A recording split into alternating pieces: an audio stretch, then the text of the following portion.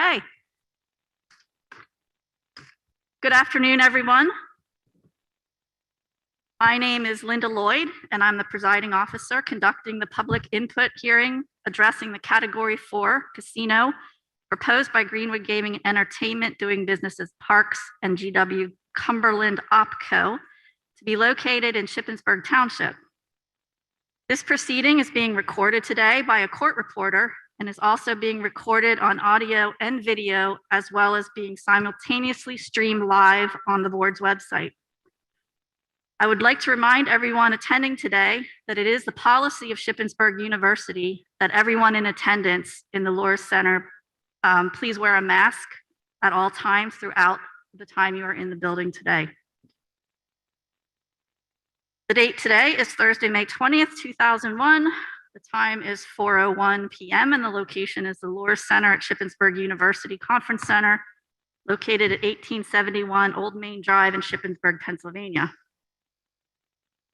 The Pennsylvania Racehorse Development and Gaming Act, as amended at Section 1305.1, created a new category of slot machine licenses referred to as Category 4 licenses. On February 28, 2018, Greenwood Gaming and Entertainment won the Category 4 license auction with a winning bid of $8,111,000, giving it the opportunity to propose and build a facility within a 15-mile radius of the longitude and latitude coordinates provided with the winning bid. Shippensburg Township falls within this proposed radius. This public input hearing is being held by the board pursuant to the mandate found in Section 1205B1 of the Gaming Act that requires a public input hearing be held in the municipality where the licensed facility is proposed to be located prior to the board's consideration of a slot machine license application. The purpose of the hearing today is to provide the applicant the opportunity to present its plan for Category 4 casino to the board and to the public, and to provide the public with the opportunity to express their thoughts and share their concerns about the proposed project with the board. This public hearing was advertised in the board's website, announced by the board at public board meetings, and advertised in local newspapers. This is the second hearing addressing a proposed Category 4 casino. The first hearing addressed a proposed location just off Interstate 81. However, a new location has been chosen, and this hearing will address the new proposal as set forth in the updated application on the board's website. Board members present for today's hearing are here on stage with me. To my left is Commissioner Mustio, and to my right, Commissioner Dermody. And attending the meeting today via Zoom link are Commissioners Logan and Smiler. The order of speakers today is as follows. Parks will have approximately 45 minutes to make its presentation of its proposed project, and then we will hear from those who have registered to speak today. Each registered speaker will have 5 minutes to speak. This is an official administrative hearing, so please treat this as if you were attending a court proceeding. All witnesses, please speak loudly and clearly into the microphone so that the court reporter and others can hear what you have to say. And this is especially important today as we're all wearing masks. So let's begin by having all the witnesses from Parks who will testify during the hearing today. If you can please stand and raise your right hand to be sworn by our court reporter.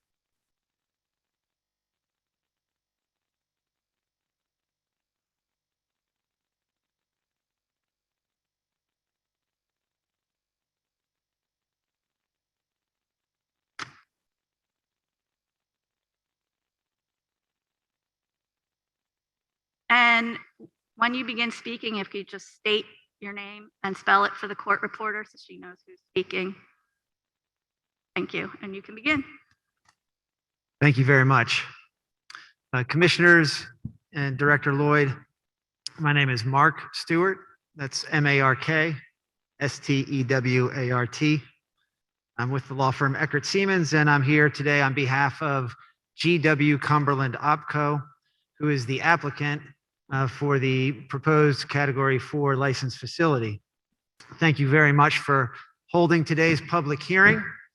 We're very excited to be in Shippensburg and to be discussing our proposed Category 4 casino. And to kick things off, I will turn things over to the applicant's president and Greenwood Racing Inc.'s Group Vice President for Legal and General Counsel, Tom Bonner. Thank you, Mark. Thomas Bonner, B-O-N-N-E-R.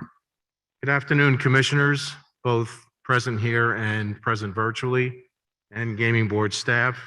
Thank you for all that you've done to make the arrangements for today's hearing.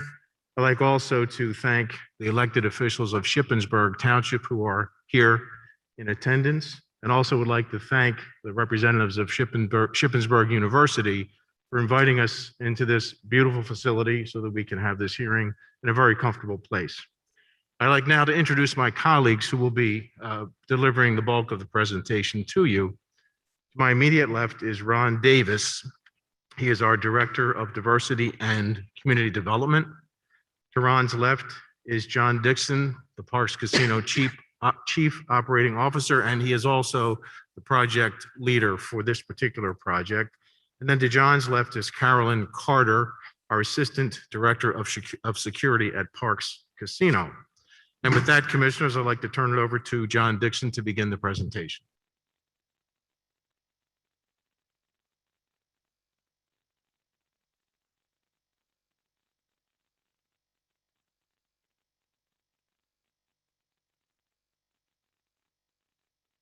Thank you, Tom.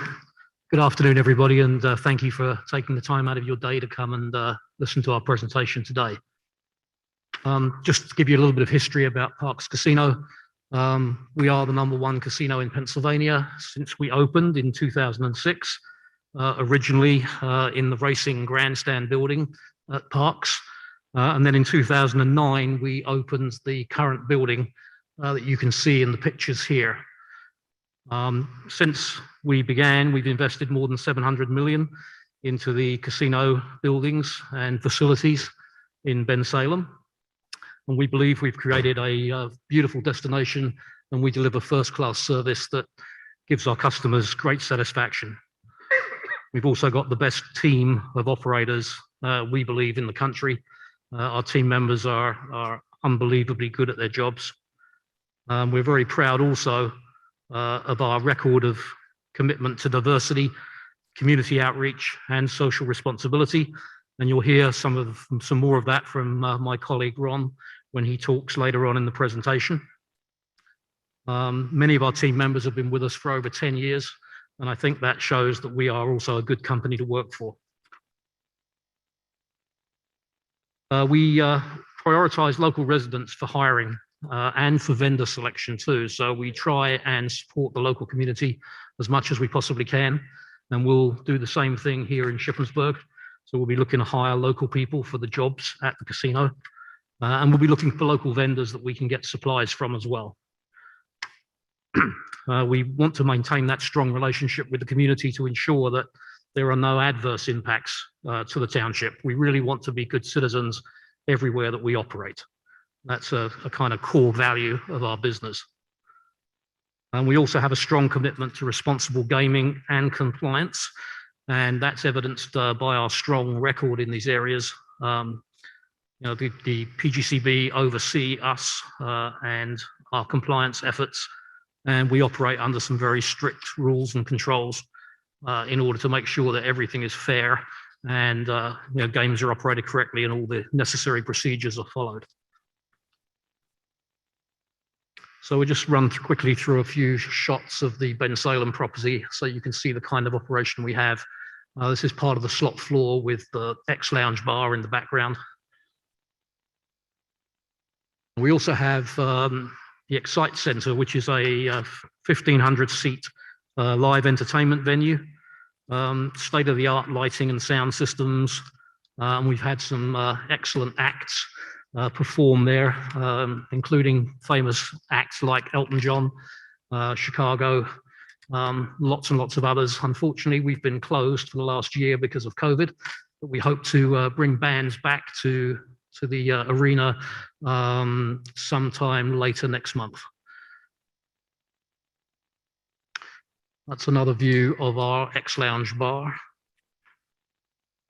And also, of course, we have dining facilities at the casino. So this is our Liberty Bell Gastro Pub, sports viewing area as well. And then this is our sports book. It's 8,000 square foot sports book, one of the largest in Pennsylvania. And that big screen that you can see on the wall there is 160 feet long. So that's one of the largest TV screens. And this is our beer garden, which has a retractable roof, and the side walls also fold open. So during the summer months, it's an outdoor space, very popular. And because the roof and everything closes up again, we can use it year round.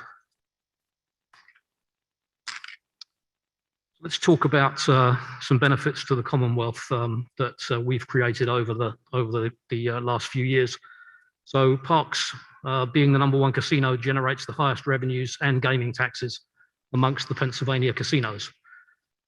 Since we opened in 2006, we've paid the following taxes to the Commonwealth, and these numbers are through May the 14th. We've paid over 3.2 billion in total taxes. Slot machines generated 2.9 billion for the Commonwealth. Table games have generated 245 million. We started taking sports bets in January of 2019, and so far we've paid 18 million in taxes to the Commonwealth. And online casino, we've paid taxes of 42 million to the Commonwealth. So, you know, we have generated a lot of revenue for the Commonwealth that is for the benefit of the citizens of the Commonwealth. Our current workforce, we've got just over 1,900 employees currently in our gaming operations and 222 employees in our racing operation. 1,784 of those employees are Pennsylvania residents, 82%. The rest, most of them live in New Jersey, which of course the Bensalem location is only a couple of miles away from the state border with New Jersey. 42% of our employees are representatives of various historically underrepresented groups. So that goes to our commitment to diversity that I mentioned earlier. And 39% of our employees are women. So now I'd like to introduce Ron Davis, who will talk about diversity in our community endeavors.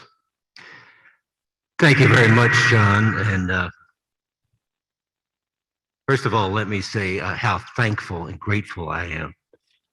Grateful to the people here at the university, grateful to the citizens of Shippensburg that's come out with interest.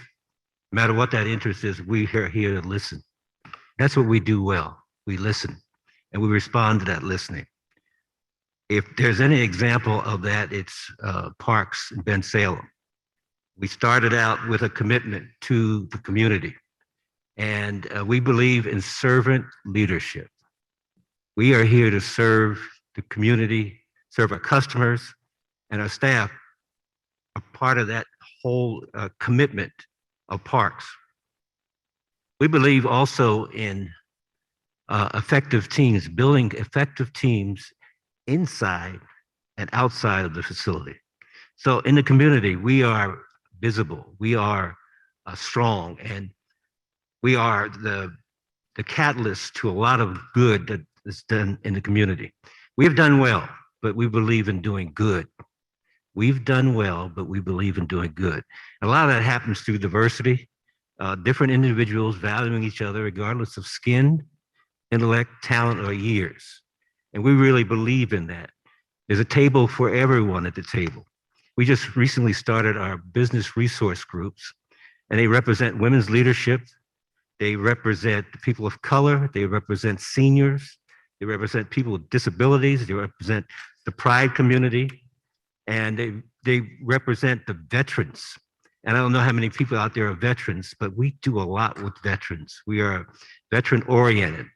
We have a thing called Tour of Honor, which we, during the non-pandemic days, we take the World War II and the Korean veterans to Washington, D.C. and let them see and honor them for the monuments there, and then bring them back to our facility.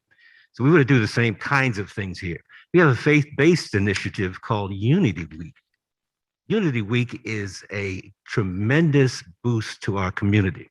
And what we do at Parks, we have a breakfast where we bring the business community and religious community together and have breakfast together. And then each house of worship, no matter what that house of worship, hosts a luncheon every year. And Parks is part of that, and our team is part of that as we go forward. As we built the expectation, but we built partnerships. We built partnerships with our colleges and universities. You'll see the letters that I have in each one of these categories to bring you as an introduction to this journey. I believe very strongly we're on a journey of commitment, of faith, and of workforce development.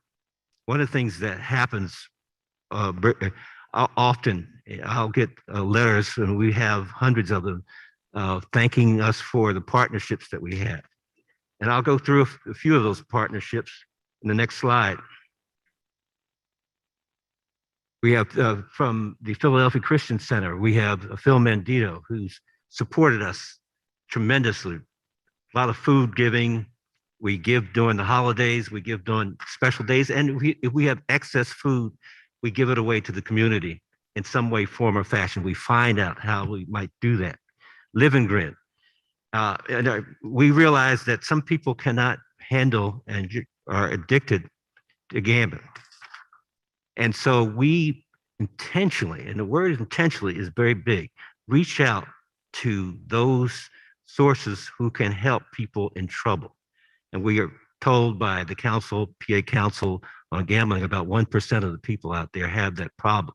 So we want to be responsible. It's a double-edged sword sometimes. And Live and Grin is our answer. They are a facility that will help people with problem gambling addiction. We also have, on our slides, Special Olympics. Again, looking at all the diversity segments that are very important to us. We want to reach out and be part of that solution to help underpin and help support Special Olympics. We're very big in Special Olympics. And then Bucks County Community College and College of Philadelphia, Community College of Philadelphia. We have special programs that help people in the affinity groups that we've outlined already. And so we're excited about that and the opportunities here at Shippensburg that could happen. We're excited about the word opportunity, and it is an opportunity, in my estimation, to paint a picture that's a picture of progress, a picture of things that that may be needed by the community. The American Red Cross, I'm very blessed to be on the national board of the American Red Cross for our efforts at Parks. They've seen our efforts locally, so I was chosen to help them figure out in America how to relate to cities, small towns, rural areas, the Red Cross message, and we contribute to Red Cross, as you see. Habitat for Humanity. This is one of the great stars of our outreach. Our employees actually go out and build houses. They come up, they work, and then they go out and build houses. We support that effort. We support them because they support us, and so we're so happy about that. Scholarships. We have a scholarship program. In fact, that one that's going on right now with our high schools in the area of Bensalem, and our executives take time to grade, read, and focus on identifying scholars at each one of the high schools. And then the scholars are awarded with $2,500 scholarship to the college of their choice. We've been doing that for 10 years. And you can see some of these schools that are listed here. We have the holiday giving of food, and it goes to Red Cross funding. We have churches. Again, I mentioned our Unity Week, but we also built a African-American church, rebuilt. Parks actually contributed to Bensalem AME Church, a significant amount of money, and we celebrate that. We host Jewish dinners for the outreach community. and places of worship. Excess food donations, as we said, and emergency services. Again, we are open to helping the community. We're given 4 ambulances, and you see what we've contributed there. And VFW, Pride, and Summer Concert Series. You have festivals. I know it's a Corn Festival and other festivals that are here that are very important to the community. We want to be part of that. Our employees want to be part of that, and we encourage that. We're just not a box. We believe that we're an economic generator, but a positive generator for good in the community. So we also see NAACP, we're a corporate member and the Latino Leadership Alliance.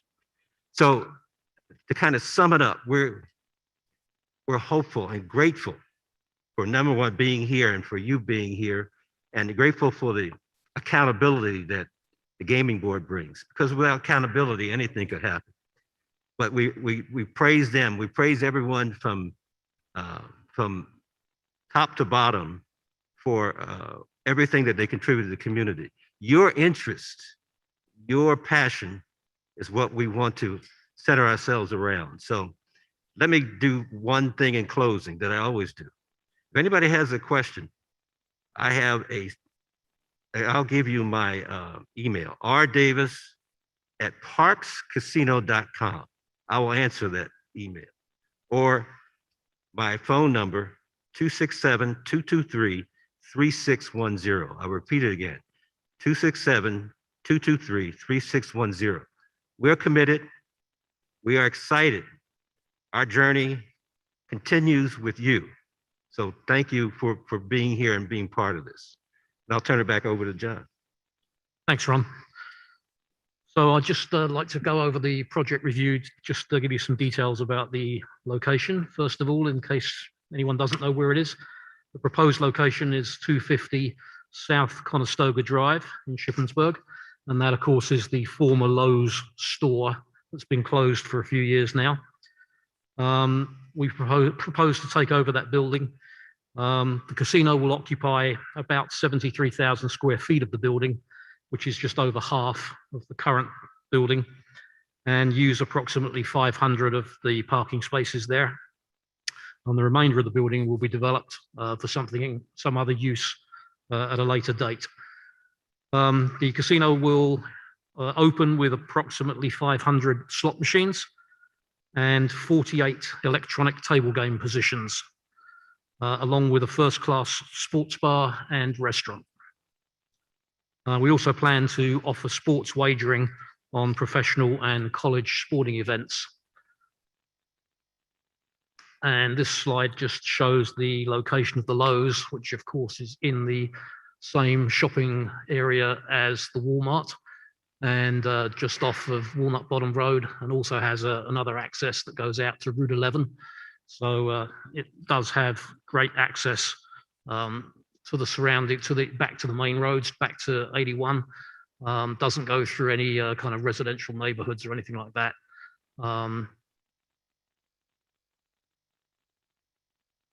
And this is a rendering of the proposed look to the building. So you can, on the right-hand side here is the former port cashier where you would load up goods from Lowe's. We propose to put a big sign on the front of that. Chicky and Pete is a Philadelphia restaurant you may have heard of, and sports bar operator. We are negotiating with them to bring Chicky and Pete's here as a food and beverage operator inside the casino. And the space at the far left that has no sign, that's the remainder of the building, which will develop to some future use. So the economic benefits of the project. During construction, there'll be approximately 175 construction jobs, we estimate, and $65 million of economic benefit generated during that construction phase, with $1.5 million of tax revenue to the Commonwealth. Once we are open, we're going to create 125 what we call FTEs, which is a full-time equivalents. And what that really means is there'll be jobs for about 75 full-time employees and about 100 part-time employees in the casino. And in addition, there'll be food and beverage employees for Chickies and Pete's, at least 25 and probably more. So the benefit of all those jobs will be to generate 60 million in annual economic benefit to the Commonwealth, along with $25 million in additional gaming income and business taxes. We offer our team members the best benefits package in the regional gaming industry. The average annual salary at parks is $48,700. So these are good jobs with good pay. They're not minimum wage jobs. A total of approximately $1.8 million per annum is projected for the local share, and 50% of that goes to the township and 50% goes to Cumberland County. We also project that additional property taxes will be generated as the assessed value of the building will go up, and that will obviously increase the tax paid on that building.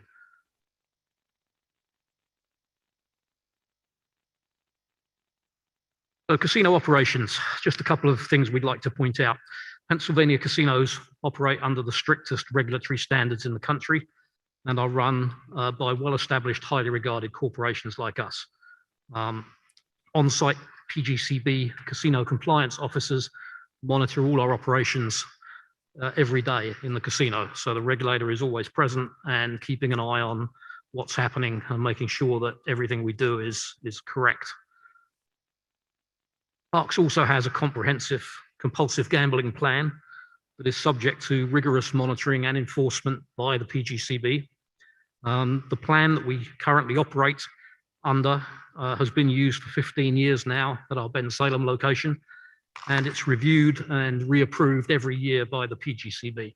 So we do take compulsive gambling very seriously, and as Ron mentioned, we support local organizations to help people who do need help in those areas.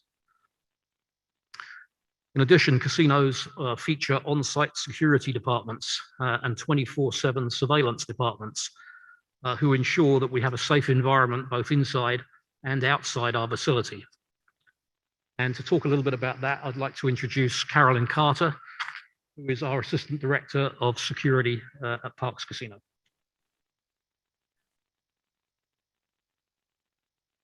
Thank you, John. Good afternoon to everyone. Excuse me, could you pull your microphone just a little closer so we can all hear you? Thank you. You're welcome. That's better. Security, well, first of all, my name is Carolyn Carter, C-A-R-O-L-Y-N, Carter, C-A-R-T-E-R. So a little bit about security. Security officers and security management will be present within the casino at all times when the casino is open to the public. Management consists of LSOs, which is lead security officers. We have managers, assistant director, which is myself, as well as our director. Security officers will be present within the casino on a 24/7 basis. The entire property, including the parking area, will be under 24-hour surveillance, 24/7 surveillance, with live surveillance operators working at all times.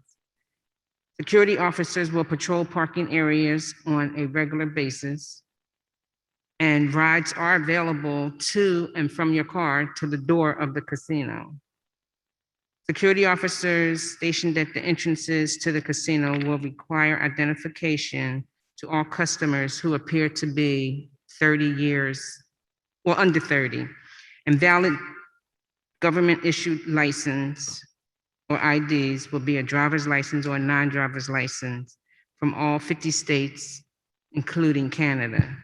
A valid passport can be used, a military ID, expired license IDs or whatever they've tried to produce will not work.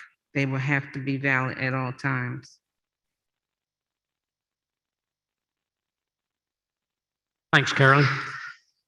So just to sum up, we believe that Shippensburg Township offers an outstanding opportunity for a potential Category 4 casino. The site that we propose to use at the Lowe's building has already got excellent egress and parking and won't, we believe, adversely impact any neighborhoods. and it will generate a powerful economic boost to the town of Shippensburg. So the Parks team is the #1 team in Pennsylvania, as I mentioned earlier, and our record of success provides confidence to Shippensburg that we will deliver the anticipated economic benefits, but we'll conduct ourselves also in a manner that respects and complements the heritage of you, the people, and the township of Shippensburg. Thank you very much again for taking the time out of your day to listen to our presentation today. I will turn to our commissioners to see if we have any questions for the parks presenters. Commissioner Mustio? No? Okay, Commissioner Dermody? Just one question. And it's on this security. I mean, you mentioned during your presentation that security officers, for instance, will be patrolling the parking areas on a regular basis. What's regular basis mean? 24 hours a day, 7 days a week. I understand that, but how frequently would they be? Once an hour, once every 15 No, they're minutes? out- How often will they be in the parking area? And They're out there the whole entire 24 hours. They switch up every 2 hours with different security officers. We have a couple vehicles that like on one side of the casino, then they switch up and it's covered. because it's important to be, you mentioned there's going to be 500 spaces there, so it'll take some work. Yeah, and we have vehicles, we have, I don't know if you know what they are, but they're Santa Fe's, and here's a picture of our vehicles that we have in the parking lot, and they have lights on top, and they're always on. Okay, thank you. And you're welcome. Commissioner Logan, do you have any questions?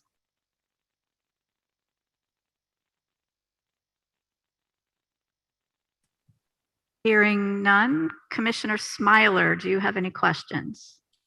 No, actually, Commissioner Dermody asked the question that I had in mind, so thank you. Okay. One housekeeping matter. We will move Parks PowerPoint presentation into the record as Parks Exhibit 1. It will also be put on the board's website if you care to revisit the PowerPoint presentation at your leisure. Anything additional from Parks at this time? Nothing additional. Then we will move on to the public comment portion of the hearing. I will remind all speakers who have registered that you will have 5 minutes to make your comments. To assist all speakers with gauging the time limit permitted, we have an electric stoplight timer, which is located right here in front of me. When the light turns green, your allotted 5 minutes has started, and I will start that after you have introduced yourself and stated your name for the record. At 45 seconds of your allotted, or at 45 seconds before your 5 minutes are over, the yellow light will turn on. And at the end of your time, the red light will turn on and you will hear a beeping sound. At that time, you're asked to stop speaking and leave the microphone. If for some reason you're not able to get all of your comments out before your time is expired, you'll have the opportunity to submit any remaining thoughts via email to the board clerk, and I'll provide that email address at the end of the hearing. Again, each speaker should begin their remarks by stating their name and the township or the municipality where you reside. And if speaking on behalf of an entity or a group, please tell us who the group or the entity is. To keep the hearing moving, because it's a little bit of distance to the microphones down here. There's one on this side on the landing and one on the other side on the landing. So make your way to the closest microphone. I will call 2 names at a time. The first name I call will be the speaker. The second name I call will be the person on deck, so to speak. So that second name should be ready to come forward as the speaker before you finishes their comments. And hopefully this will keep us moving and give you a little bit of time to get down the steps to the microphone. So we will first start with our list of local government representatives. This is the list that was published to the board's website after the close of the registration at noon on Monday, this past Monday.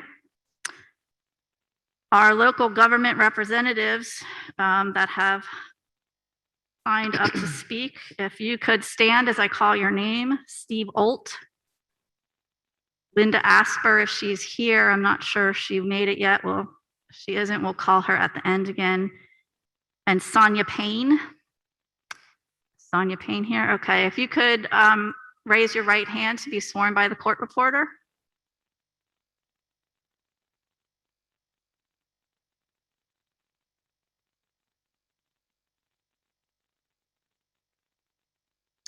So we have Steve Olt up first. Step forward to the microphone, and if Sonya Payne can be ready behind him. You may begin. Okay, thank you. Pennsylvania Gaming Control Board, thank you for the opportunity. My name is Steve Olt. I'm Shippensburg Township Supervisor, served as chairman, 3 elected board supervisors along with Mark Rideout and Linda Asper. A few years ago, we approved by unanimous vote at a public meeting that if the opportunity presented itself, we would keep our options open if a mini casino decided to select a location in Shippensburg Township. Well, it happened, and Parks found a location at exit 29 here in Shippensburg Township. Mickey Nye, the chairman of SADCO, Shippensburg Area Development Corporation, and I made a trip then down to Parks Casino to see for ourselves how they operated. We came away very impressed, especially with their security, because the Pennsylvania State Police had a special detail there and were prepared for any incidents. Now Parks Casino is back, found a new location, and presented a conditional use application for a land development plan to the township in February. The application was received, put on the township's planning committee agenda at their March meeting. The planning committee's 4 members reviewed the park's conditional application and were unanimous in their recommendations to forward the plan on to the supervisors for approval. At the April 3rd supervisors meeting, after posting the property and advertising the meeting in the local paper, the township supervisors heard proposed parks plan to develop a mini casino in the empty Lowe's building. The meeting was open to the public and everyone had the opportunity to speak on record if they had any concerns. 4 people asked questions and received answers from Parks representatives at the meeting.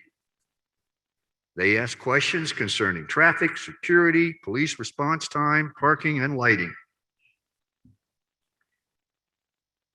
In closing, Shippensburg Township supervisors are all in favor of hosting the Park Casino in the empty Lowe's building. They believe it will bring new economic growth and other financial benefits to the township, the borough, and the greater Shippensburg community. It's our hope that the Pennsylvania Gaming Commission will look favorable on Parks Casino's application and issue them a license to open a mini casino in Shippensburg Township. Thank you for your time.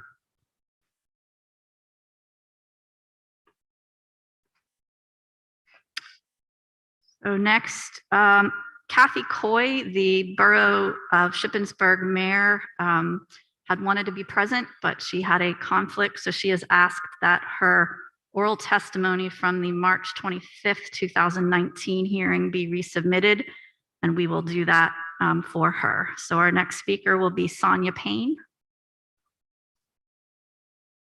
Hi, I'm Sonya Payne, and I am a resident of Southampton Township in Shippensburg, and I also I'm representing, not my personal, but Shippensburg Community Resource Coalition. The purpose of this letter is to draw attention to and request assistance with the impact of a casino on local human service organizations and programs. The risk of developing problem gambling doubles when living within 10 to 15 miles of a casino. Problem gambling is defined as an addictive disorder in which the individual experiences persistent and recurrent problematic gambling behavior that disrupts personal, family, or vocational pursuits. Individuals and their families experiencing problem gambling will need assistance, but the effects go beyond the individuals who participate in gambling. There will be more demand for the existing human services network with the addition of a local casino. Examples of how human service programs may be affected by casinos may include increase in financial assistance requests for housing, utilities, childcare, and food, increase in demand for mental health services, drug and alcohol services, and domestic violence services, increased use of family services such as couples and family counseling to manage relational conflicts that result from problem gambling, new programming for treatment for problem gambling, such as certified gambling counselors and support groups such as Gamblers Anonymous. As providers of human service programs to the Shippensburg area, we are asking for attention to the likely increased need for funding and support of human service programs for the life of the casino in the form of ongoing financial support. According to research by the University of Pittsburgh School of Social Work, the following preventative recommendations and strategies are recommended to help communities prepare for the opening of a casino and the ongoing help needed by those patronizing and working at the casino. Educational programs about the signs, symptoms, and treatment options for people experiencing problem gambling for all human service providers. Human service agencies should implement brief screenings for problem gambling, provide public awareness and educational programs directed at the general community, allocate financial resources from those generated by gambling revenue to address gambling-related problems, conduct a benchmark study prior to the opening of the casino to monitor gambling behavior among residents of the area, training for counselors and professionals to work with problem gamblers and their families. In order to implement these recommendations, human service agencies will need increased funding to cover the costs of educational programs, trainings, and the increased use of our current services that provide financial assistance, mental health services, food assistance, and family services. We also recognize the need for new services to address needs related specifically to problem gambling, such as certified gambling counselors, support groups for problem gambling, and the financial fallout from gambling debts.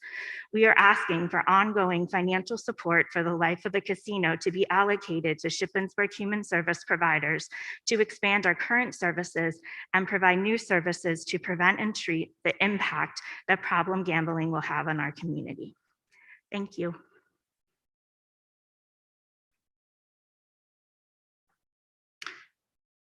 So that is the local government representatives that have registered to speak. Is there any government representative that believed they registered that is here that I did not call your name? Raise your hand. Being none, we will move on to the community groups that have registered. Daniel Byers from the Vigilant Hose Company registered, but has asked that his testimony from the March 25th, 2019 hearing be resubmitted. So we will do that for him. The others are, and if, as I call your name, if you could stand to be sworn, Jim Rogers, W. Mickey Nye, and Janet Rose. You could raise your right hand to be sworn by the court reporter.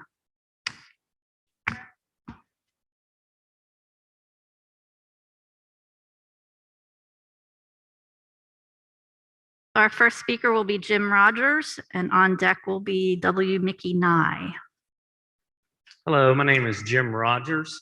I reside in Southampton Township, and I am the pastor of Shippensburg First Church of God, and I represent Shippensburg First Church of God. And I'm also here with a number of other churches in the community that oppose Parks Casino coming to our community.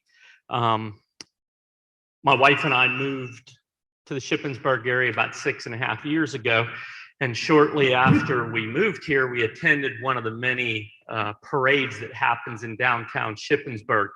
And afterwards, we looked at each other and said, you know what? This is like living in a Hallmark movie town. And we felt so blessed to be able to be part of this kind of community. Casino coming is going to ruin that.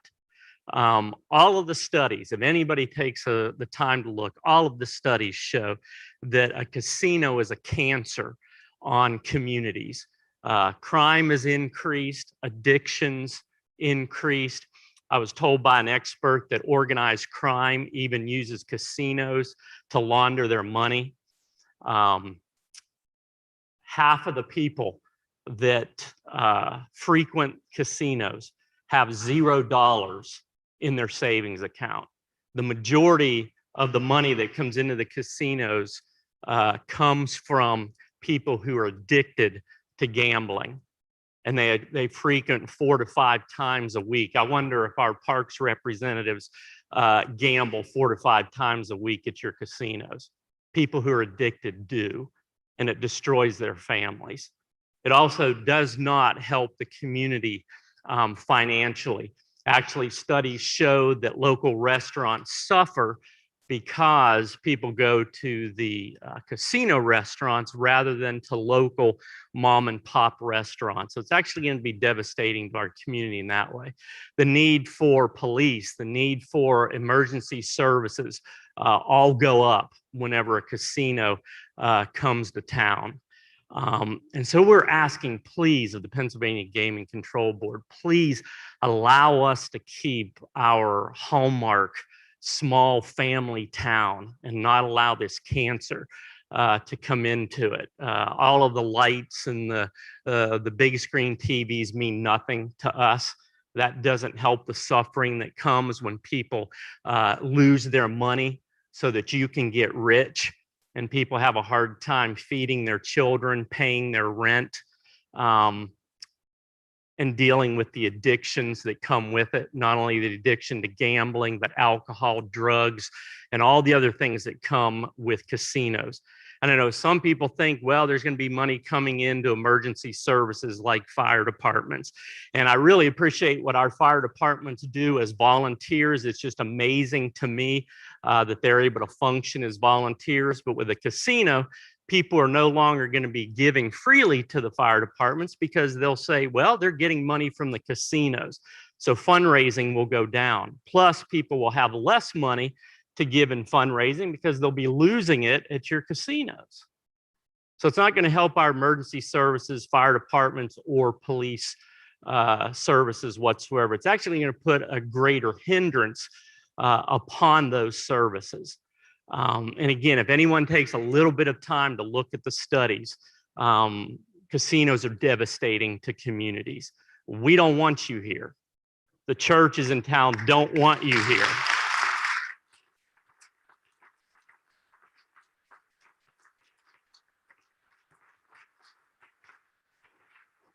I have been praying against you, and I will continue to pray against you. So please don't talk to us about faith when you get rich off of the suffering of other people.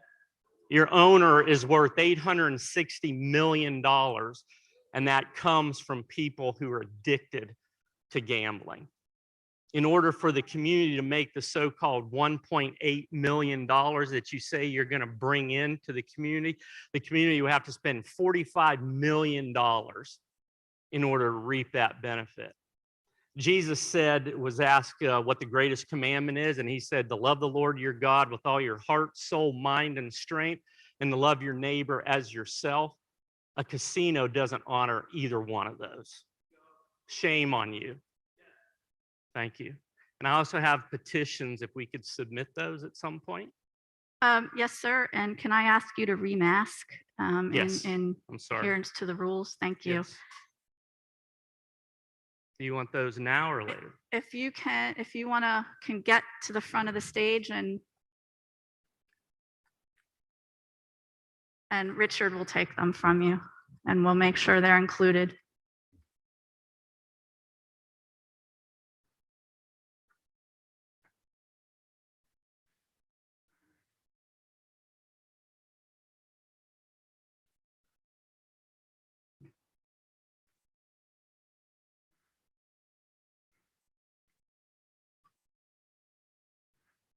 So our next speaker is W. Mickey Nye, and on deck is Janet Rose.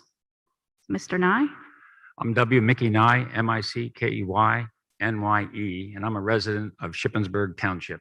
And I am the president of SADCO, Shippensburg Area Development Corporation. Okay, Sadco's task is to bring new businesses to Shippensburg, and Sadco is in favor of bringing the casino to Shippensburg.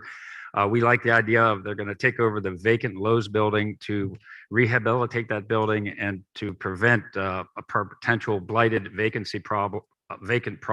property. Sadco believes in the creation of jobs, and we feel that the casino will be a big plus for the community. It'll draw people into the community to help other businesses, shops, the hotels, restaurants, and the Lowe's Performing Arts Center. I've been asked by several people in the community if I own the Lowe's building, and for the record, I do not own the Lowe's building, and I have no financial interest in it. In 2019, for the same hearing, I interviewed several redevelopment authorities in areas that have casinos. I re-interviewed the Fayette County Redevelopment Authority at the Nemacolin Casino. The gentleman who I interviewed distributes the funds that they generate from the casino money. In 2020, they generated over $500,000 in money. With this money, it helps support the local economy. They've shared with me that the state and county funding has been depleted, and this money helps substantially. The nice thing about this particular money is that there's a lot of flexibility on distributing the money. They don't have to follow the rules and the strings that are tied into the typical county and state funding. Some notable examples of the funds from 2020 that they spent this $500,000 on: 4 parks received $70,000, 2 fire stations received $50,000, Helping Hands Ministry received $10,000. Other organizations, including job training, nonprofit churches, and infrastructure for the township and municipalities, also received money. I spoke with Carrie Morrison of Wharton Township with the casino at Nemacolin. She had only positive things to say about the economic impact of the township. She only had good things to say, even when I probed her about negatives. I asked her about the crime. She said there was no increase in crime. Their funds from the casino had a huge impact on improvements at the township, buying equipment and helping out with roads and holding down property taxes. And as we all want our property taxes to be lower. I contacted Julie McCoy of the Executive Director of Allegheny Economic Development Authority. That's at the Rocky Gap Casino in Western Maryland. She reported only positive impacts to the region. Their funds provide 600 two-year scholarships for full tuition to students at Allegheny College of Maryland and Frostburg State College, and 200 workforce development job training scholarships. Their money also goes to support fire companies, EMS, volunteer services. And she told me that it had a huge impact from the casino with their employment, drawing more traffic to local businesses and to the park activities. And they said the security jobs, for example, were very high paying jobs. And their money also supports a food bank and other capital projects. I also interviewed a lieutenant from the PA State Police. He told me they have special rules and policies in place that have been implemented for casinos all around the state. Officers have special training, and state police are meeting with casino management for best practices and safety procedures. They also have the ability to pull resources from other barracks, which a local police force wouldn't have. In conclusion, Sadco believes that the casino should be in Shippensburg, and we also believe that if the casino had located in Chambersburg at the mall or in Carlisle, the same people from this community would go to those casinos. So in that respect, Sadco supports it being here. We want to keep the funding here. We want to use that funding to help our local fire companies, EMS, and civic organizations. And we want to allow our public officials to distribute these funds to deserving local organizations in our community. Please vote yes for the Parks Casino. Thank you. The next speaker is Janet Rose. My name is Janet Rose. I live in Shippensburg Borough, and I am here representing the Shippensburg Civic Club, an organization of 70 women who have been involved in good things in Shippensburg for more than a century. I was privileged to address you at the March 2019 meeting, and interestingly enough, much of the information is still relevant today. I believe, and you probably are aware, that the National Association of Realtors say the impact on neighboring property values is always negative. Until the 1970s, there were very few casinos, mostly in Nevada. Then New Jersey decided to allow Atlantic City to open, and it boomed. Hotels were built, casinos were built, thousands of people were hired, but the rest of the city saw no improvement. As we all know, the casino boom there ended, and Atlantic City still has a problem sustaining even one grocery store. This story of casinos boom and bust is everywhere. Ohio, Florida, Mississippi, and on and on. As more and more casinos open, individual revenues drop. Moody's estimates that revenues will continue to drop by as much as 7.5% in the coming years. Unlike sports arenas or concert venues, people who run casinos do not encourage businesses or like restaurants or other shops to open nearby. The casino is designed to be an all-absorbing environment that does not release customers until they have exhausted their money. The fantasy that downtown Shippensburg will suddenly come to life is just that, a fantasy. So let's look at the community of Shippensburg right now. The poverty rate is a whopping 15%. When the Civic Club learned last year that our school district, which is not very big, has 68 homeless students, our members donated over $5,600 in gift cards that were distributed to these children. This month, we see the opening of a homeless shelter for families. Churches providing free community meals have seen significant increases in people coming. And SPO, which stands for Shippensburg Produce Outreach, provides fresh foods, had nearly 600 people seeking help last month. Our Civic Club is in the process now of purchasing several apartments for transitional rental families who cannot afford otherwise. So do we need another challenge for our most vulnerable people?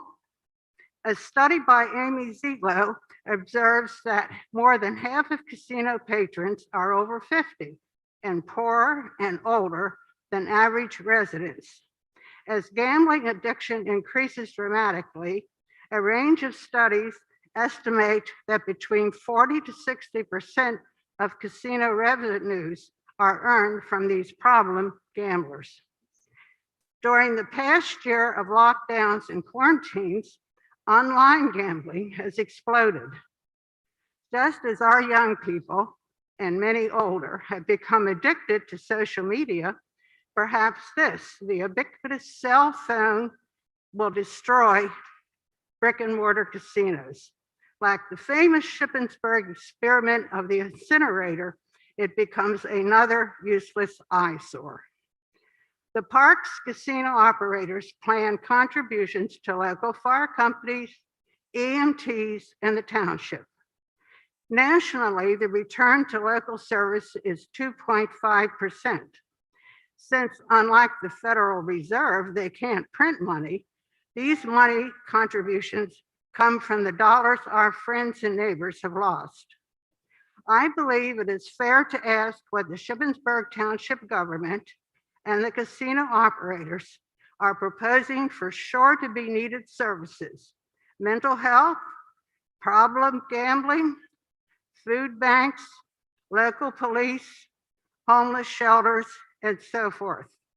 Until these concerns are addressed, the women of the Civic Club are opposed to the casino.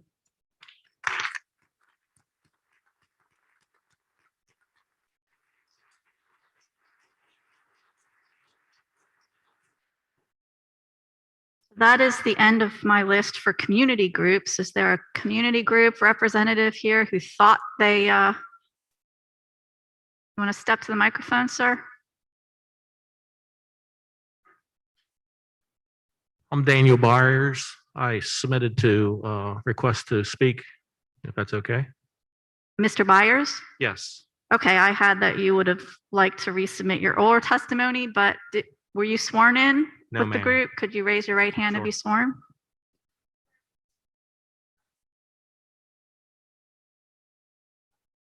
I do.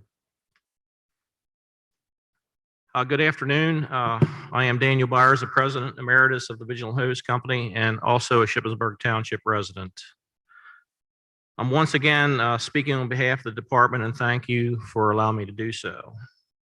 As you previously stated, I would like to resubmit my previous testimony from 2 years ago. However, our present status remains the same as previously indicated, the community providing emergency response as needed. Our biggest concern present day is the lack of funding due to the pandemic, which has drastically affected our ability to raise money in support of our operations. The mandated lockdown has completely shut down our bingo and drawing abilities. It has forced us to look at other means to raise money, such as online raffles and calendar drawings. Our fundraising loss is estimated to be at $180,000 due to the pandemic. Our municipalities are doing their absolute best to support us, but we still fall short supporting our operational needs. I speak to you in support of the casino and recognize the possibilities of financial support that may be seen from your business coming to Shippensburg Township. I also realize the potential benefits for other nonprofit organizations and unfunded township projects that will support the citizens of Shippensburg. In closing, I appreciate your time and allow me to comment on behalf of the Vigilant Hose Company, and we remain excited about the possibilities that exist when Park Casino is operational. Thank you.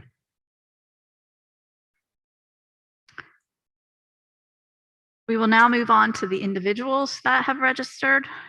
As I call your name, if you could stand up. Bruce Levy, Joshua Rosetta, Anastasia Hummer, Patty Slozat, Wayne Groover, Wayne Brubaker, Sally Hershey, Ed Shale, Deborah Hefner, and Alvin Martin.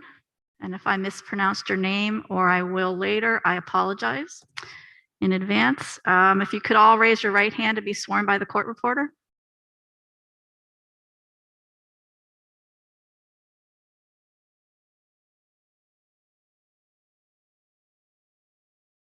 Okay, we will begin with Bruce Levy with Joshua Rosetta on deck.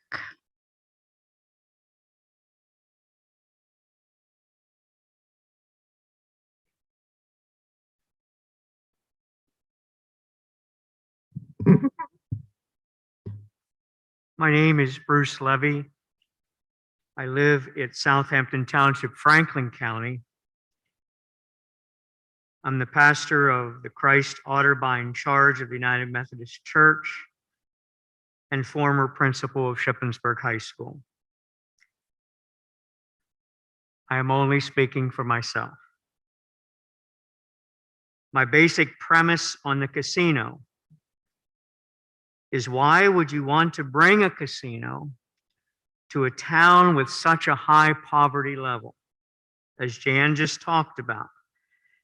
When I was principal at Sashes, I learned that as a school district, we had the third highest acute poverty rate. That is a statistic you can check. Third highest acute poverty rate in South Central Pennsylvania, behind Harrisburg and Steelton. That thought alone changed my thoughts on our school kids. Doesn't a casino attempt to get people to gamble, to spend? Why would you want poor people hurting their families and themselves by spending? And then I ask you, where do people who are broke turn after they run out of money? Of course, they turn to petty crime, stealing, theft, robbery.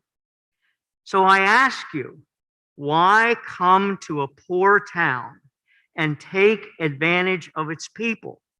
It just doesn't make logical sense. Do you not care about our people? Thank you.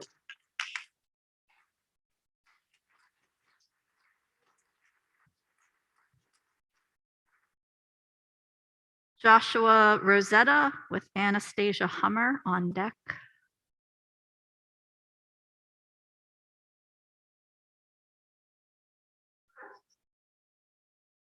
Hello? All right.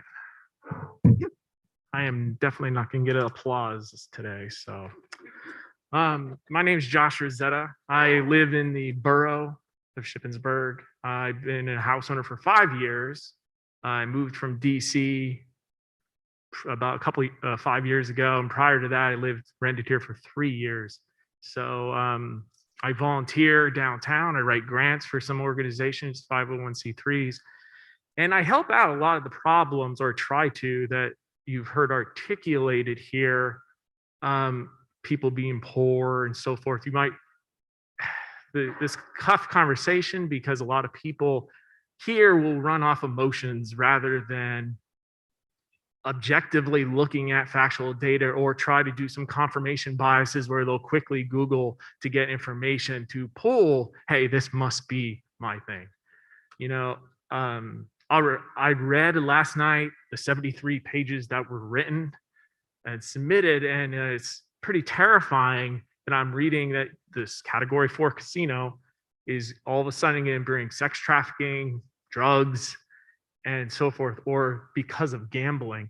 Yet, if you look at the casinos nearby in Pennsylvania, technically 29 miles north of us, not a single crime has happened. And that is like 3 times the size of what's being here. A lot of people in this town like individual responsibility, but only when it pertains to their needs. So you hear a lot about poor people. The poverty rate in 2019 is 15% below the poverty line in Shippensburg. Look, that's factual data. So when I see this false information, it's projecting a negative connotation that doesn't exist. And the fact is, we need an economic boost in this town. Most of the people behind me, they're on the tail end of their lives. We're not going to have to deal with the next 30 years where the town is getting poorer. No money. I try to help and bring in finances to the town for certain poor artists and so forth. You can't do it. No volunteers. They say will help the town, but doesn't do it. Churches don't pay taxes. We have the most churches per capita than any town of our size. We asked the mayor of borough, for example, they're trying to cut $1 million off the school board budget. The borough itself has $160-some thousand in debt. That was just announced not too long ago. They're trying to get funding from these nonprofits because they don't have to pay property taxes. Yet, my property taxes will go up. I don't mind paying the taxes. I really need help, but that's not long-term sustainable growth. This casino is. If you want to help somebody, actually go out and help, give a hand, educate them. I wish I could sit down with some of the naysayers and talk on an objective level and to point out, hey, you're not looking at the full picture, but that's not happening here. And this kind of talk continues and continues. This organization that we're standing in right now, I love the university, but they don't pay any taxes at all. And it takes a huge chunk of land in Shippensburg. They're helping us downtown, but we need actual something more viable and so forth. If you care about the poor people, you know, try to get them jobs. There's good paying jobs here. $40,000 a year, most people probably would actually live on that. I'm not going to say that every poor person can't handle themselves and all of a sudden they're going to go gambling. Do you ban the PA lottery that's here? What about the online gambling? That I don't need a casino here to do that. I am a gambler. I'm financially solvent, doing very well for myself. My family's not breaking down. Now that's anecdotal to myself, yes. And I have close ones that maybe don't have that. But I actually went out and helped them, showed them ways to improve themselves. And by doing so, they actually still gamble, but reasonably. That's helping people, not this total negative hearing I keep hearing about for 10 years of my life here. So I support the casino, and you'll see a grant if you do come from me for our local organizations. Thank you. Anastasia Hummer with Patty Slozat on deck.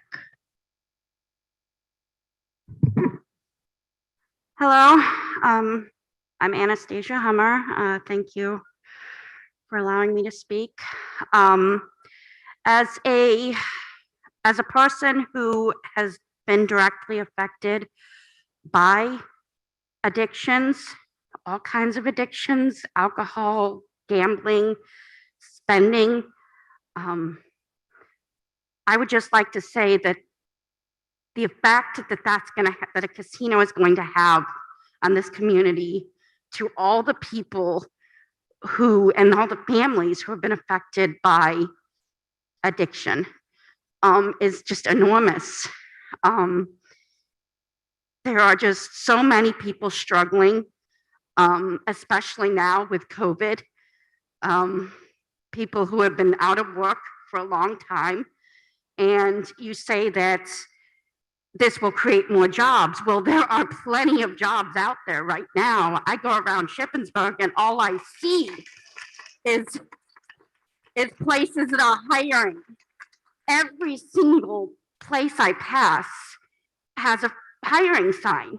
Why is that? Nobody wants to work right now because they're getting unemployment.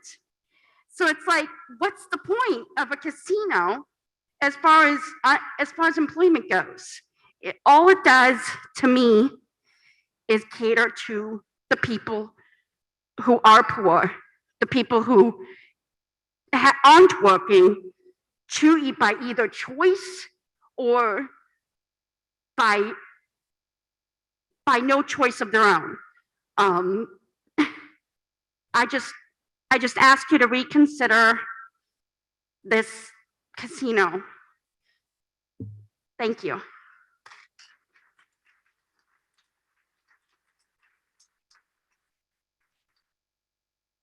Patty Slozat and Wayne Groover is on deck.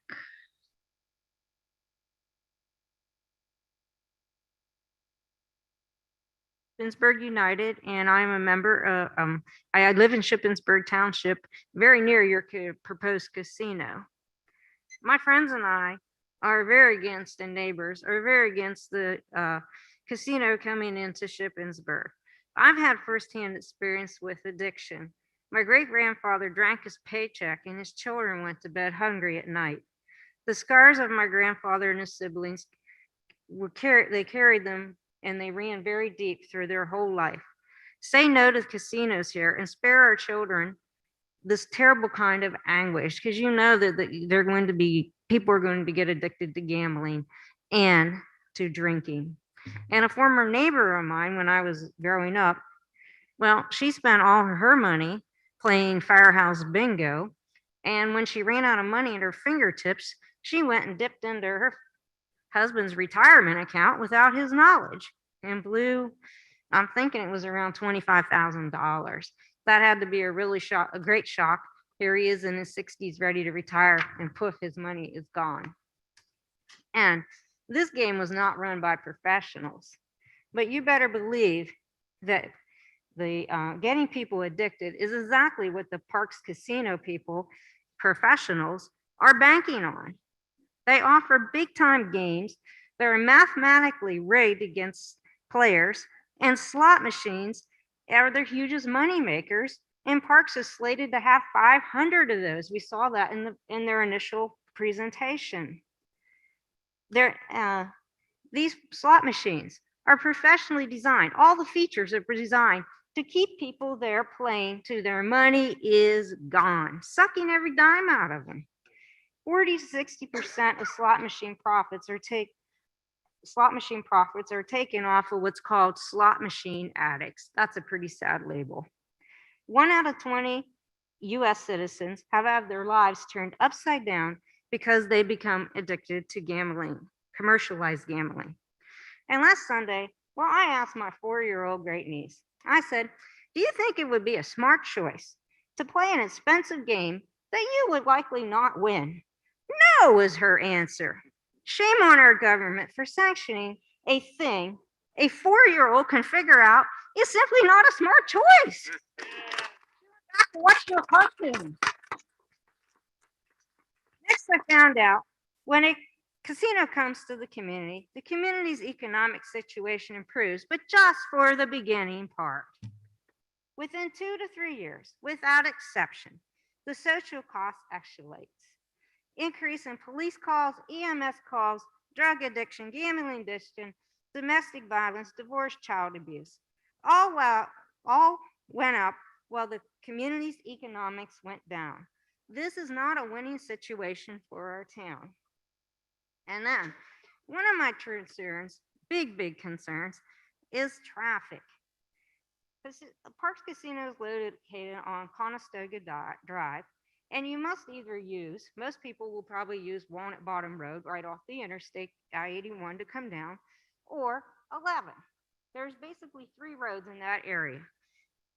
11, Conestoga Drive, and Walnut Bottom. They connect each other. Well, Conestoga Drive is the only access road for the Walmart complex and for the residents, and there's about 40 of them at the apartments of Village of Timber Hills, which sits behind Walmart.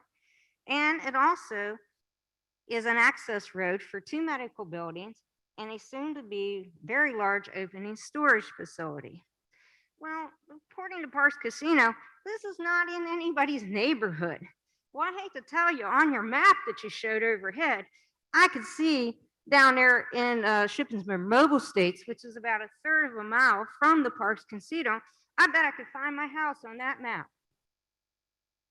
Then there's the growing communities of Deerfield, which sits right beside Shippensburg Mobile Estates, Meadows Green, which sits a little ways, about 1/3 of a mile behind the Lowe's building.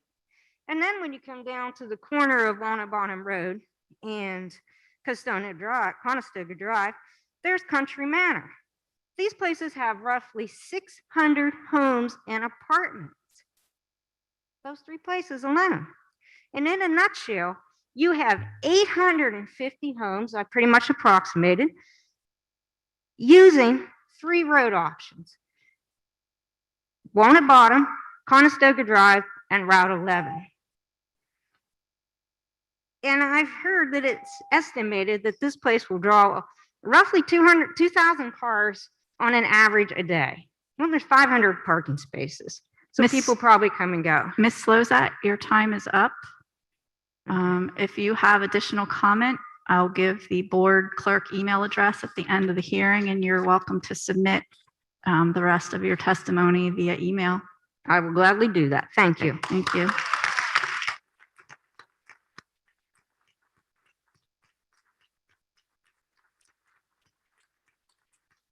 Wayne Groover. Yes, And- my name is Wayne Groover, and I'm a resident of Southampton, Franklin Township, and I am also a member of the Shippensburg United. I have 3 main reasons why I oppose the casino. The casino will prey on the most vulnerable among us. Surrounding townships and municipalities have had little or no say in the process, and the park's application is woefully lacking. I believe commercial gambling truly does prey on the most vulnerable. They prey on those with gambling addictions, those who play endlessly for the thrill of the next big win. They prey on those with financial hardship, those who view this as an opportunity to get enough money to pay the rent, to pay the electric bill, who need money to pay an outstanding debt. They prey on people with mental health issues, those who are struggling with depression, those who are going through manic episodes. The compulsive and depressive nature of mental illness, coupled with the predatory nature of the gambling industry, will result in devastating outcomes for the most vulnerable. There are many different views on commercial gambling. However, there appears to be one item everyone agrees upon. Problem gambling is a real issue. Let's be clear, lives will be destroyed and negatively impacted as a part of this casino. According to the National Gambling Impact Study Commission, gambling addiction will increase by about 10% within a 50-mile radius of a casino. My life experiences tells me that there will be much pain and suffering. I grew up in Walnut Bottom, a small nearby community. My dad was a stonemason who made decent money. By day, he would build beautiful homes, only to come home tonight what most people would call a dump. No, his was not a gambling problem, but a drinking problem. Unfortunately, when children are involved, the devastating impacts are very similar. One of my most vivid childhood memories is sitting on the front porch, watching the cars come down the road, hoping it would be my dad, and he would make it home with enough money to make our Friday trip to the grocery store. It saddens me that these type of memories will be seared into the minds of more children. There is a truth I recently heard. Success in the gambling industry only comes to someone else at someone else's expense. Again, success in the gambling industry only comes at someone else's expense. Secondly, there are major flaws in the gaming board's process. Even though the impact of this casino is far-reaching, nearby townships have had little to no say in the matter. Shippensburg Township has had way too much power in this decision. I believe it's imperative that the gaming board fully understand and take into consideration how close the casino will be located to other townships. For example, there's a 55+ senior community located in Shippensburg, Cumberland Township, within a mile of the casino. The people in the surrounding townships will be impacted. I have reached out to multiple Pennsylvania state representatives whose only response is a local township issue or it's not in their district. Before proceeding any further in the application process, this should be addressed. The impacted communities deserve to have this on a ballot so we can have a yes or no vote. My final point, the application submitted by Parks Casino is woefully lacking. The insufficient effort put forth by Parks Casino shows a total lack of respect to the gaming board and the people of Shippensburg. The current casino building is completely different than what was originally proposed. However, the economic impact analysis in Appendix 37 has remained unchanged. How can that be? The facility is at a different location, and now it's a remodel as opposed to a new build. Over the past 2 years, there have been major changes in business due to the pandemic, along with skyrocketing construction costs. It's unreasonable to conclude with all these changes, not $1 in the economic impact to our community has changed from the original application. Given the major issues in this application, we believe that the only reasonable response by the Pennsylvania Game Board Control Board is to reject Parks Casino application. In closing, please remember this truth, that success in the gambling industry only comes at the expense of someone else. Please don't let it to be at the expense of the families and children of Shippensburg and the surrounding communities. I would like to add one thing. As I've listened to that presentation, it reminded me when I used to work for a major oil company. You would think, listening to them, that they were the greenest company in the world. And by looking at Parks Casino, they are also very good at spinning their story. Thank you for your time and consideration.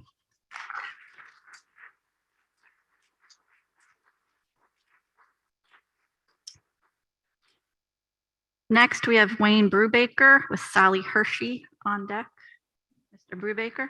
I'm Wayne Brubaker. I am from Southampton Township, Cumberland County. I'd like to speak to some of the things that we heard earlier today. Most of what we heard today was about Bensalem. Bensalem is a Category 1 casino with all the bells and whistles, similar to all the casinos in the New Jersey Atlantic City area. I don't know how that applies specifically to Shippensburg, a Category 4. Not sure. I also see some irony in some of this. The same commission that provides them the licensing is the same commission that is in charge of making sure that the chronic gamblers are taken care of. I find that is a bit of a conflict of interest. How can you be licensing someone but yet pulling back on their revenues? The other thing that we were told is that they work with local businesses, but yet Chickies and Pete's is a Philadelphia company. How is that local? I mean, I don't believe that that is a local company. So I believe that we're going to see outside companies come into our town. Those were my unprepared remarks. I'll get to my prepared remarks. I do want to thank you for the opportunity to speak, and that's good to have that privilege. My first association with casino gambling occurred in 1975 when I first met my wife, Karen. Her parents lived and her grandparents lived in a community right outside of Atlantic City. In 1974, New Jersey turned down a referendum to have gambling statewide. But in 1976, they brought gambling into Atlantic City just because it was such a poor town and the citizens of New Jersey voted to have it by a narrow margin. In 1979, my wife and I were visiting her parents. She fell ill and was hospitalized. And it was there that I had my first encounter with the devastation that can come from a casino. One night as I was waiting for the bus to go home, a man came to me and said, I need money. I have to have a train to get back to Philadelphia, to my kids, and to my job. I didn't give him any money that night, but the next night it was really curious, and I was very surprised to see that same man telling the same story to some other unsuspecting individual waiting for the bus. I believe that that is where the problem is. Right across the street from the casino is a Walmart. And every Christmas, we see someone outside Walmart ringing a bell, and we know what that is. While we're looking for our friends and families for their presence, they are reminding us that there are needs in our community that should be met. The problem is, well, and most of us will take a little bit of time and pull our wallets out and give them a little bit of money. That organization is accountable for those funds. The unfortunate part of it is that panhandler that came to me, who wanted me to drop a few coins in his pan, has no accountability. There is none. So my question is, what do we want for our Walmart? Do we want bell ringers or do we want panhandlers? I believe we will have panhandlers if there's a casino that goes in. There is a false hope that the casinos put out there that you're somehow going to win. The way it really works is this. You take your dollar, put it in to the slot machine. They take their expenses, they take their profits, and they give you back a paltry amount of money. It really is not viable for them to do anything different than that. They're in business. I understand that. They have to make a profit or they won't be in business very long. But they are preying on those poor people that can't control their impulses. Thank you for your time.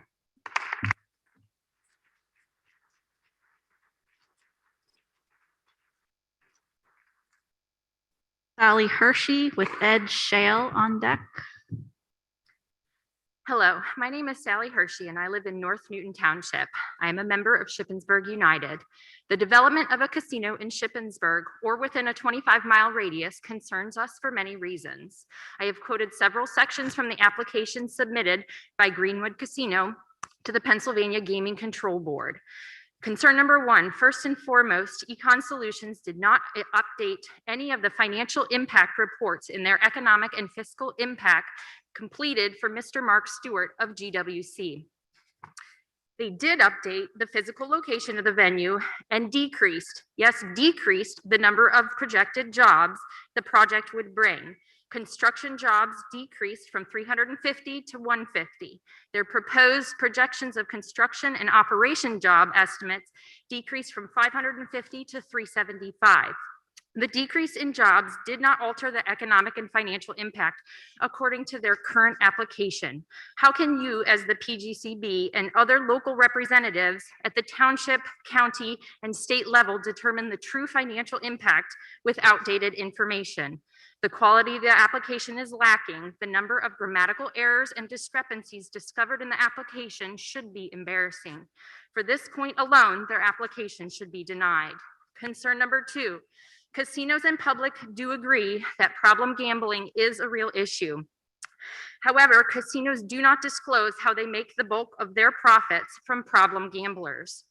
Past Parks president Dave Jonas said his revenue comes almost exclusively from local low rollers, and I quote, "We underestimated significantly how many trips our customers were going to make at Parks. It's not uncommon for us to have 150 to 200 trips a year. That's 3 to 4 times a week, and many come even more often. Jonas stated, "We have customers who give us $25 to $30 5 times a week," according to an article. Luck ambassadors are sent onto the floor when the tracking of patrons during play flags them as down and losing money, and they might leave. The luck ambassadors lure patrons with free credits, drinks, and food to continue to play. Global Cash Access is the ATM company who specializes in casinos. They monopolize on the patrons by collecting data on withdrawal history and sell it back to the casinos for marketing purposes. Casinos don't enlist patrons into rehab programs until they have hit rock bottom. Predatory gambling is real, and it is here now. Casino officials have pulled the wool over the eyes of the public, clouding their vision with depictions of job and economic growth. There is no economic growth, rather redistribution of wealth out of our community.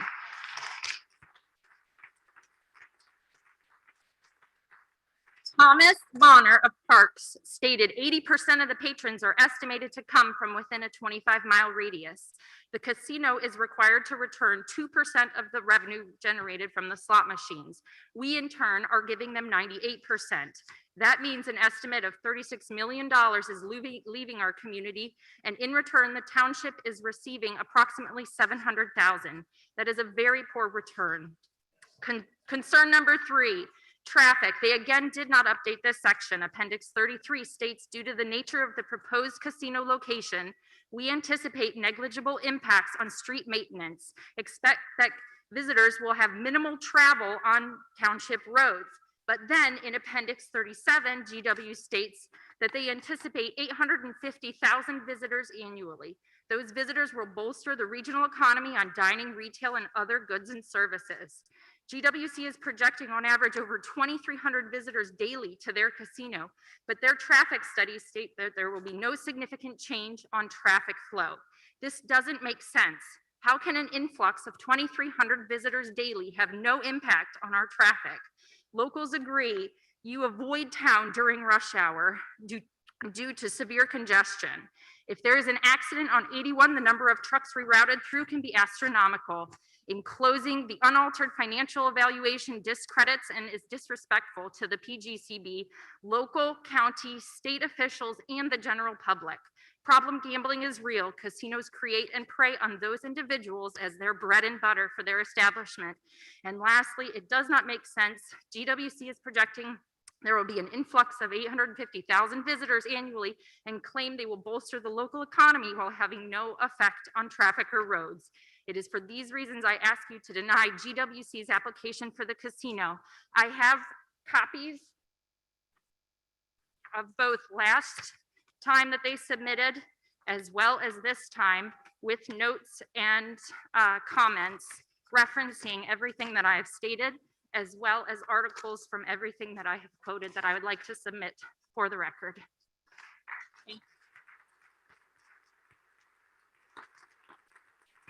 Oh, yeah, and I don't know if Joshua's still here, but I'd invite him to read my comments once they've been uploaded. I have cited everything, like I said. Looks like he already left, so anyhow. Ma'am, if you would like to give our Doug Harbaugh staff member your paperwork. Next speaker is Ed Shale with Deborah Hefner on deck. Thank you. My name's Ed Shale. I'm a longtime resident of Shippensburg Borough. And I graduated from this great tax-free institution 50-some years ago. And they gave me some great social and responsibility training. And I've paid my local, state, and federal taxes all the years since I graduated. So even though I'm a member of a tax-free church, all of our members were also taught in our classes to pay their taxes. I think we create good people in this community. I think we have a great system in this community. And I am appealing to the commission and the parks representatives and our elected officials. Consider the fit of a casino in this community. Consider the social fabric of our community. Consider the systems we already have in place, our churches, our volunteers, our food programs, our paid professionals. And our friend from the fire company, you got to me tonight. And I think I need to consider all of my help to all volunteer. I have some areas I focus in, but I got convicted about the fire hall tonight. But to depend on the casino to provide funding for our volunteer organizations is a slippery slope, because then we are taking it out of our hands and we're depending on someone else. And your presentation, Parks, is amazing, but it would make me feel like no community will ever be complete or great without a casino. They do so much for the community. I just find that taking my position as a volunteer away from me, my responsibility as a community member away from me. And that's why I say, consider the fit of this casino. I encourage our elected officials not to go for the easy, quick revenue fix of a casino. Keep governing. Governing the easy fix of a casino compared to the hard work of governing is something I think we should always keep our sights on. We need to continually improve our infrastructure. We need to continually improve our parks. We have amazing parks here, but they can even be better. Our youth work at my church, we need more and better facilities all the time. The elderly need greater help. The hungry, the homeless. We have homeless communities hidden in the woods in our very community that we talked about tonight. A lot of statistics given. People living in tents right here in Shippensburg. We need to address those issues, but we don't need to depend on someone that comes into the community and makes promises. I personally, I don't like that part of your pitch, Parks. That doesn't appeal to me. That doesn't do anything for me, because I feel that in this Shippensburg community, we have love, we have care for each other. We're not perfect, but we have an amazing group of volunteers, food bank workers, all kind of people that are tending to the needs of other people. And that should only develop further. And where we fall short, we need to work on that as churches, as citizens, as groups, as all kind of groups that are represented here tonight. We need to get together better and better, but we don't need to depend on an outside group to support what we do as a family. I'm going to wrap it up here. Do your homework, do the research. Enough facts were given out tonight. I think that the problems of addictive behavior are well known to anybody that reads or studies, just enough to know about those things. And I think many of our families have been touched by these issues. I think personally, we have many experiences enough to influence us to object to a casino coming to our area. We're proud of our community. We're proud that our localities have passed laws to preserve the amazing quality, the farmland of Cumberland County, the historical value, the Civil War history, all the things we've done to preserve what the Cumberland Valley is. I came here from, I lived about a mile away from New York City. I came here to college in 1971. I never left. I love this hallmark town too. It's not perfect, but volunteers and committed people and people with love in their heart, we will make this community work again and again.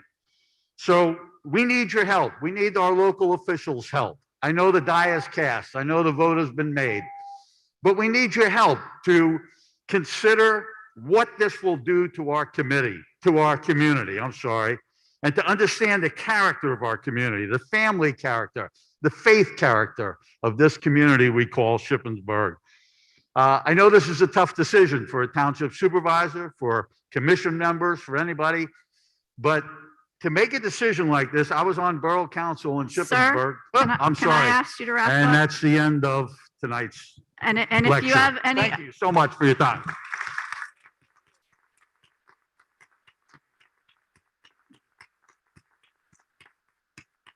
next up, Deborah Hefner with Alvin Martin on deck. Ms. Hefner? Hi, I'm Debbie Hefner, and I represent myself. However, I do have a petition signed by many intermediate school employees. I moved to Shippensburg when I was entering 9th grade. Prior to that, I lived in Steelton, where I couldn't ride my bike freely due to glass in the streets. I got beat up at the end of 4th grade by large 8th graders for getting all A's. Witnessed many fights and riots after school and during sporting events. Imagine my culture shock when I moved here, where I could ride my bike, where I could walk around town without fear of being beaten, and I could participate in sports without fear for my safety. We have a lot going for us here in Shippensburg. We have numerous beautifully designed parks, spelled P-A-R-K-S, with playground equipment, ball fields, and basketball courts. We have this beautiful Lore Center that offers top-notch entertainment. We have a college which offers bright future for their graduates. We have many teams of sports with incredible coaches, rails to trails, and an Appalachian Trail. Our schools are terrific with some of the highest ratings in the area. We have so much good in our community that we are known for. A casino would detract from our well-known, well-loved community. It's my understanding that the proposed casino would make 80% of its profit from people within a 20 to 25 mile radius of here. That's us. The estimated profit is 25 to 35 million a year. How many folks do you know that can afford to lose money? Big money. People losing money don't pay for what they need or get services for their children. People suffer, children suffer. And if adults are gambling their estimated 4 to 5 times weekly to lose their estimated 35 million, who's watching the children? Who's there to be, while they're there engaged in the slots, we don't have time to volunteer to be a coach. Will parents have time to make sure homework is complete? How will this impact our younger generation? I work with the intermediate school, and yes, our school has a 53% poverty rate before COVID struck. That's over half of our students in our building receiving free and reduced breakfasts and lunches. Many people are under the impression that bringing a casino in will have a positive impact on small businesses and attract more revenue for our town. All I can say to that is see information on San Antonio, Texas, in their rejection of the casino. Their research found that small businesses would potentially be negatively impacted. Years ago, Atlantic City was a beautiful place. It's turned to a tawdry town full of casinos and not much else. Gone is the beauty. I realize I'm comparing apples to oranges in that, but what do we want to face the possibility of turning tawdry? Are we willing to watch as our small businesses that have worked so hard to improve our downtown go down the drain? Someone really recently mentioned to me the impact of the many warehouses that have become a large part of our town now. Did we have community support for them? Did people raise objections prior to that approval? Honestly, I can't answer my own questions on that. However, I do know that we all daily live with the consequences of those decisions. More traffic, more accidents, more light and air pollution, and albeit more jobs, but at what cost to our community? I would like to recommend to the PGCB that the proposed casino be put on hold until a vote of the people in Southampton Township can happen. A few township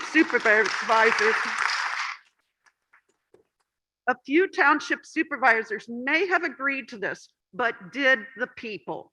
We all live with the consequences of the huge warehouses, and we may now wish that that might not have happened.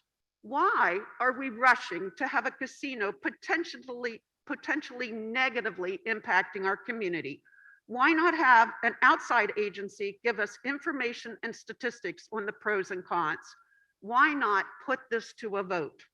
I'm asking for you for the proposed casino to be put on hold until the people of this township, of which I am a part of, Southampton Township, Cumberland County, be able to vote on this.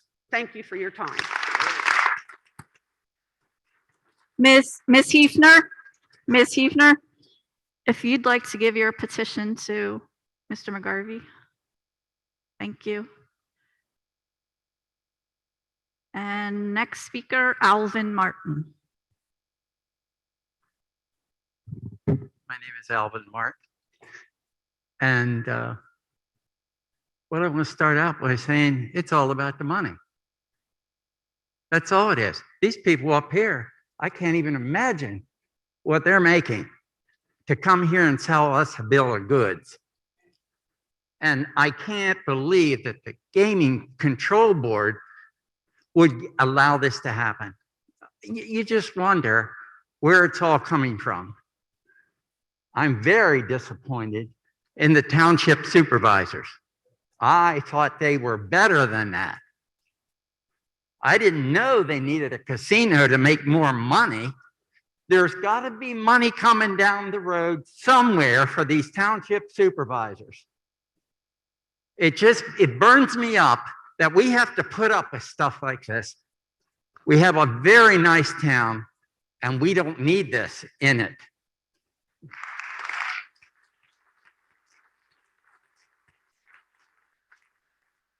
I am so sad that this is the way things are going. We don't need their money. As a matter of fact, where is the money coming from? It's going to drain the town. Is that right? Is that where it's coming from? All right.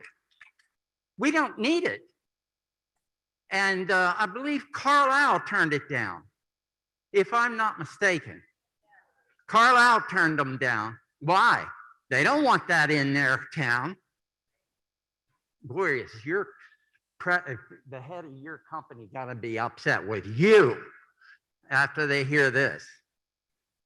I don't have anything more to say. I'm just sorry that I have to come to a meeting like this and ask the Gaming Control Board not to allow the township to have it. Now, I'm a native of Shippensburg. All my life I've been here. Never heard of anything like it. But I do want to tell you one thing. I wasn't going to do this, but I will if I can get it out. My dad was a gambling addict. He gave my mom only so much money. And she had to deal with that. And he spent the rest gambling, cards and whatever they had in the clubs. He went to all the clubs, he drank, he smoked. I had a miserable child life with him. And I don't like it. I hate it. And I'm really disappointed with some of the people that spoke. They have nice businesses. I'll never buy a car from who spoke, never. If he's all for this, I'm against buying cars from him. So that's all I have to say. I'm finished.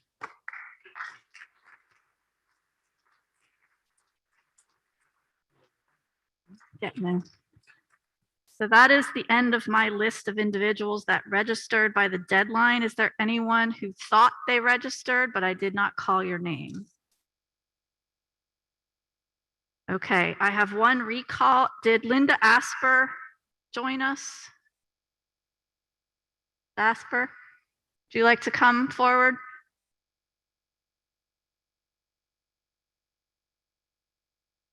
And I don't believe you were sworn in. I think you were not here yet. So come up to the microphone, Ms. Asper, and we'll have the court reporter swear you if you raise your right hand.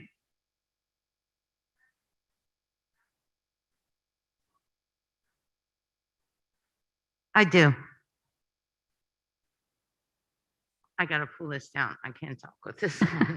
So, my name is Linda Asper, and I am one of Shippensburg Township supervisors. I am one of the people you all have condemned here tonight. I gotta tell you, our meetings are always open to the public. I mean, you can come, you can express your concerns. It's not like we can really stop Parks Casino from coming into the Lowe's building. It's a conforming use, okay? And they are using a building that is abandoned, that is sitting there, that is waiting to be vandalized instead of building something new. You keep talking about all the problems this is going to bring to our community. It's a mini casino. It's not Atlantic City. It's not Vegas, okay? It's a mini casino. Gambling problems, tell me about gambling problems. My father-in-law had a gambling problem. He's in a nursing home right now. He lost everything he had, but he had choices. We all have choices, okay? That was his choice. We have choices if you want to gamble. There's lottery tickets. There's bingo. I haven't heard one person saying a negative thing about bingo. Excuse me. Well, you know, probably a lot of you go to bingo. What do you call that but gambling? I've seen people take their paycheck to bingo. And I am not condemning the fire company because that is one of their ways that they make money. But their volunteers are stretched thin. Do I see you people going to the fire company and saying, hey, we'll volunteer at an event to help you out? You know, all that.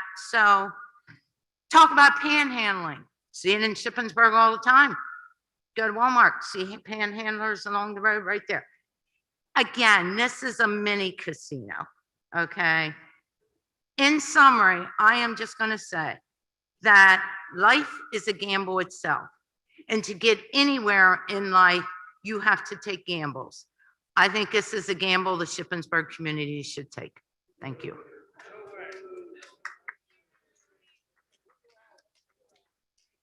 Okay, we are at the end of our public comments. The written comments that have been received by the deadline of Monday have been posted to the board's website. I understand there are some that came in the mail this morning that were postmarked by the deadline. They will also be posted on the board's website in the next few days, as well as the comments that petitions, et cetera, that we received today. Those two will also be posted to the board's website. The record in this matter will remain open.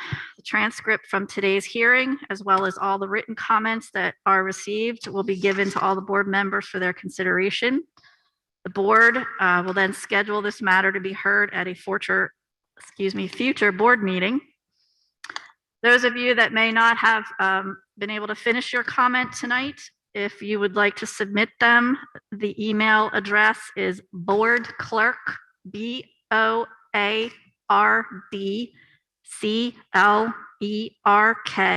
all one word, at pa.gov. It is also on the board's website, that email address. Finally, I want to thank the staff here at the university and the Lohr Center for their help in arranging and holding the hearing today. Thank you all for coming and participating and for your cooperation. The Shippensburg staff has asked that when you exit, please exit to your right, the opposite of where you came in. So opposite on that side of the building, exit that way. And again, thank you. And the hearing is now adjourned. Good job.